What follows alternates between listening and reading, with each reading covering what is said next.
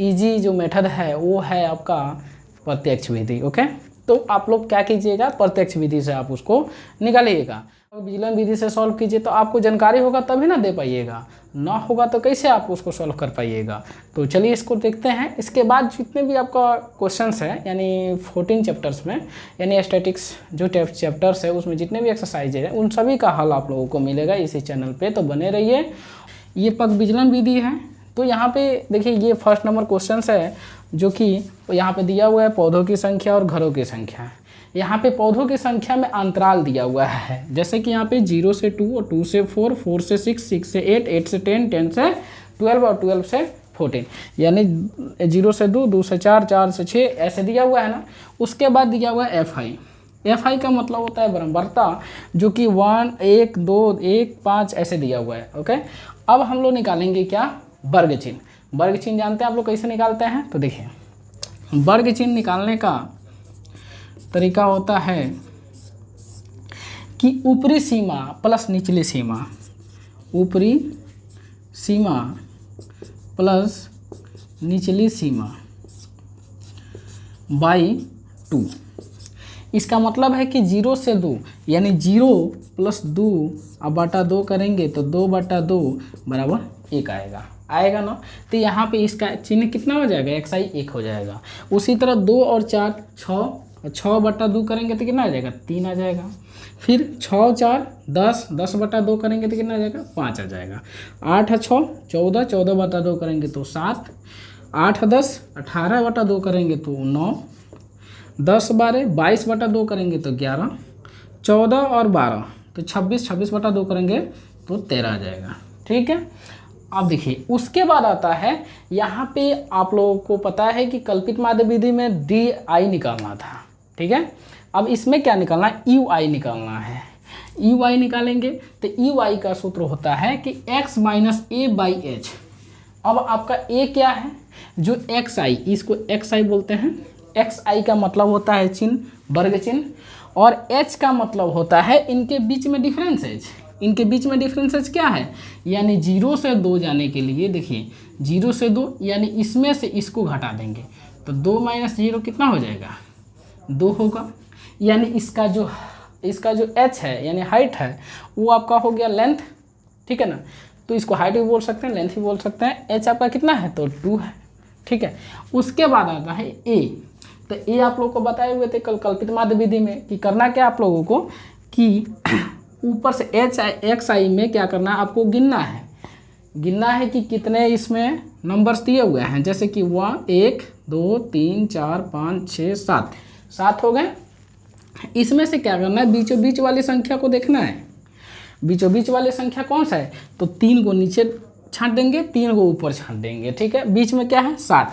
लेकिन अगला क्वेश्चन हो सकता है कि आपका इसमें 8 हो, तो 8 हो तो 3 को नीचे छाटिएगा और 3 को ऊपर छाटिएगा, तो बीच में कोई हो सकता है कि 2 को संख्या होगा ही होगा। 6 2 3 नीचे 3 ऊपर तो 6, और बीच में 2 को बच गया। तो उसमें कैसे आप लोग चूज कीजिएगा कि बीच वाला कौन सा है। तो उसमें क्या करना है, किसी भी संख्या को यानी 1 या 2 इसमें किसी भी को भी आप A मान सकते हैं, आपका रिजल्ट वहीं आएगा। तो चलिए इस वाले क्वेश्चन को, तो ये हो गया आपका A। ठीक है, ये क्या हो गया जी, ये हो गया। अब देखिए यहाँ पे EY निकालेंगे। EY है XI माइनस A। अब यहाँ पे देखिए कैसे सॉल्व करेंगे, XI यहाँ सॉल्व कर देते हैं। UI equal to XI minus A बटा H।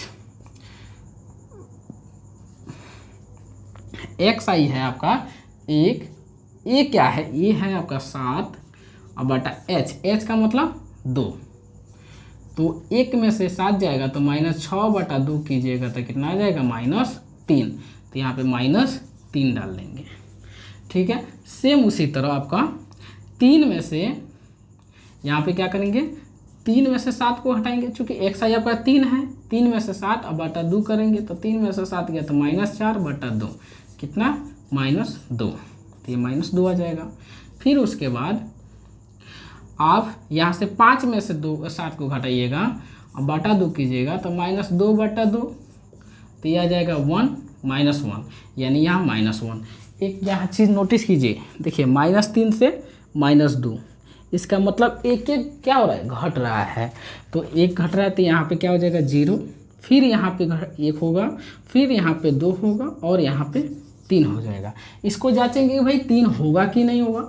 तो देखिए एक्स आई क्या है, तो 13 है, तो 13, ए क्या है आपका, तो 7 है, बटा 2, तो 13 में से 7 गया तो 6 बटा 2, यानी कितना आ गया, 4 आ गया, सॉरी 3 आ गया, कितना, तो थर्ड आ गया। तो आपका लिखा है यहाँ पे। अब देखिए लास्ट वाला जो है वो क्या आप यहाँ पे कीजिएगा वर्क इसका। तो ये बोल रहा है कि sigma F I U I, sigma का मतलब जानते हैं आप समेसन होता है यानी जोड़ना होता है, और एफ आई आपका दिया हुआ है, ई वाई भी आपका निकला हुआ है। एफ आई ई वाई का मतलब होता है कि एफ आई और ई वाई में गुणा कर देना है। तो देखिए -3 गुण 1 तो -3 हो जाएगा। उसके बाद देखिए 2 और -2 तो 2 दूना 4 हो जाएगा।